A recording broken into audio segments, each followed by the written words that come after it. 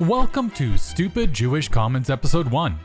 This video series presents and addresses some truly amazingly stupid comments by Jews found on the internet. Sit back, grab yourself a nice cold drink, and be prepared to lose a few brain cells. This week's reading is brought to you by Excel. Check out our YouTube channel here. And while you're there, make sure to subscribe. And now on with the show. In response to your first comment, do you know for a fact that there isn't a God? You couldn't possibly know this is fact either. And there are everyday miracles that occur to us Jews. For example, in Israel, a missile hit a gas station with a tank full of gasoline and oil, yet it caused not fire because there are people in the shelters nearby. Or the fact that over 3,000 missiles were shot at Israel with so few casualties. Obviously, the Iron Dome did a lot, but ones escaped it, before and after. Miracles are all around us, but we have to see them. Starting right out of the gate, we find one of the most annoying, yet all too common, misunderstandings of what it means to be an atheist. Nobody, not I, nor any atheist or theist, can state unequivocally that a God does or does not exist. Anyone who claims such knowledge is overstepping. A person can strongly believe one way or another, but it's an altogether different claim to claim knowledge. Some hold strong beliefs in the existence or non-existence of a God, but they do so a step back from outrightly claiming knowledge of the fact, because knowledge is arrived through supporting evidence. Atheists take the position of rejecting a belief in a God due to the absence of positive evidence for a God's existence. A theist might argue that absence of evidence is not evidence of absence. However, they would be wrong in stating that. Absence of evidence is evidence of absence, but it's not proof of absence. When evidence is expected yet missing, we are on perfectly rational grounds to disbelieve. To reiterate, this does not mean that a God can't exist or doesn't exist, both of which are knowledge claims. All that is being stated is that insufficient or non-existent evidence has been presented to back up the God claim. Until such time as sufficient evidence is presented and confirmed, the claim that a God exists should be rejected. Now let's talk about miracles. A miracle is defined as an event that is inexplicable by nature or scientific laws, and as such is often attributed to being an act of a supernatural being such as a God. Miracles are always claimed by those who already believe that miracles can and do occur.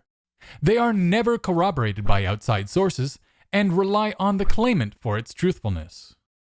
If a person believes in the existence of space-traveling aliens and claims to have been abducted, are we to take them on their word alone? Exceptional, out-of-the-ordinary claims require exceptionally good and sufficient evidence to justify a belief. A person's testimony does not count as good evidence when the claims are so far outside everyday experiences. If a rabbi claimed that he ate oatmeal for breakfast this morning, you could easily accept that statement as true without any further demand for evidence. It's a perfectly common and unexceptional claim that to demand evidence would seem unreasonable. If instead he claimed to have eaten the flesh of a xenomorph, an alien as depicted in the Alien movie franchise, you would be well within your reason to demand good evidence.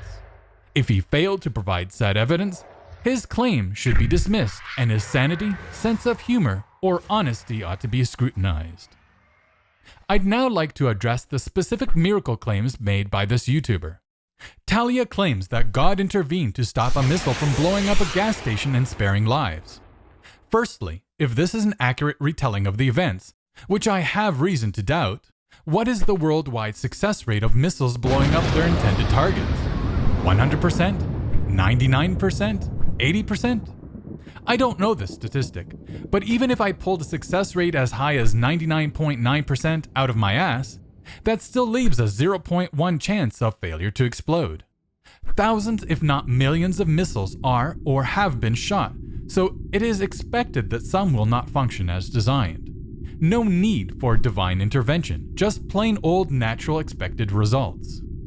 If this reported event was in fact a miracle from a supernatural being, why did he not stop all Jewish deaths in this ongoing battle, or for that matter, of years past? Do we really need to bring up the 4 to 6 million Jews killed during the Holocaust? Where was your God then? The reason many of the missiles shot over Israel failed to arrive at their intended target is due to the Iron Dome. This man-made mobile all-weather air defense system was designed to intercept and destroy short-range rockets and artillery shells. It's been reported to have a 90% success rate, but like anything man-made, it is not foolproof and doesn't stop every attack. Some missiles avoid the air defense system and hit their targets, resulting in casualties. Some avoid defenses and failed to work as designed.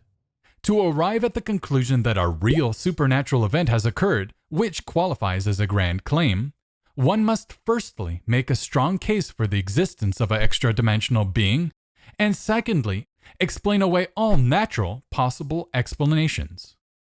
Since the dawn of time, every mystery of the universe we have successfully unraveled, that we once attributed to a god, has been found to be caused by natural forces at work. A 100% success rate for materialistic explanations and 0% success rate for supernatural explanations.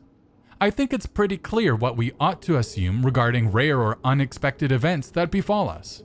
A meddling magic man in the sky is not an argument any rational, mature adult ought to be making.